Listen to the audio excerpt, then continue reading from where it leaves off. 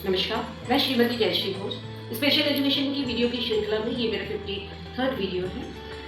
आप देख रहे हैं कि मैं स्पेशल एजुकेशन की वीडियो के माध्यम से आपको छोटे छोटे टिप्स दे रही हूँ, जिससे कि बच्चे के डेवलपमेंट में सहायता मिल सके। आज मैं एक ऐसा ही एक टिप्स आपको दे रही हूँ, इंस्ट्रक्शन, कि बच्चे को किस प्रकार का इंस्ट्रक्शन दिया जाए, कब दिया जाए और कैसा हो इंस्ट्रक्शन। प्रायः देखा जाता है कि जब कोई इंस्ट्रक्शन दिया जा रहा है पेरेंट्स के द्वारा या कोई स्पेशल टीचर्स के द्वारा या कोई भी कार्यकर्ता जो बच्चे से जुड़ा हुआ है उसके द्वारा दिया गया इंस्ट्रक्शन बिल्कुल क्लियर नहीं होता, बहुत जल्दी दिया जाता है, फ्रिक्वेंटली दिया जाता है। तो उससे क्या होता है कि बच्चे में क्लियरिटी नहीं रहती है, बच्चे को क्लियरिटी नहीं रहती है कि क्या इंस्ट्रक्शन दिया जा रहा है, जिसकी वजह से कभी कभी बच्चे सही ढंग से काम को नहीं करते हैं, उनको बहुत कन्फ्यूज़न रहता है। तो सबसे पहले तो हमको इंस्ट्रक्शन कब देना है, जब बच्चा आपको देखे या वो जो सब्जेक्ट है, जैसे ब्लैक बोर्ड एक्टिविटीज़ करा रहे हैं तो ब्लैक बोर्ड, बट आप टेबल टॉप पे कुछ करा रहे हैं तो टेबल टॉप, तो बच्चा चाहे ब्लैक बोर्ड हो, चाहे टेबल टॉप हो, चाहे आप हो, तो इन 3 चीज़ों में जब बच्चा ध्यान दे तब आप इंस्ट्रक्शन बच्चे को दीजिए।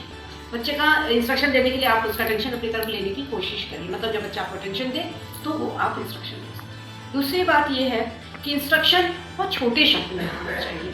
बहुत बार क्या होता है कि हम लोग इतनी बातें बच्चों को कहते हैं, अरे तुम ये नहीं करोगे तो ये हो जाएगा, अरे कर लो बाबा ये है वो, तो क्या होता है कि बच्चे को समझ ही में नहीं आता कि मुझे क्या करना है। इसलिए इंस्ट्रक्शन दो, दे, लो, बहुत कम शब्दों में इंस्ट्रक्शन उसको देना है, तो इससे बच्चा क्लियर रहता है कि मुझे क्या करना है।